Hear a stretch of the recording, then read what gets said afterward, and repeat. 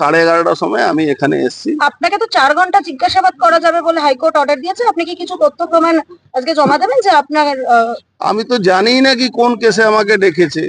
আমি তথ্য প্রমাণ কি দেবো? যা চিঠি দিয়েছে সেই চিঠি আর হাইকোর্টে অর্ডারটা নিয়ে এসেছি। আর জলের বোতল নিয়ে যাচ্ছি, কেন এখানে তো কিছু খাবো না।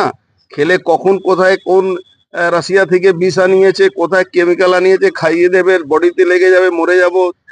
3 মাসের মধ্যে মাল্টি অর্গান ফেলিওর হয়ে যাবে, এদের তো কোনো ঠিক নেই। আশঙ্কা করছেন কেন? 200% তৃণমূল কাছে কোনো পথ নেই। 2026-এর আগে বিজেপি যারা আগে সারনি যারা নেতারা আছে, অর্জুন সিং, শুভেন্দু অধিকারী, এদেরকে রাস্তা থেকে সরাতে হবে।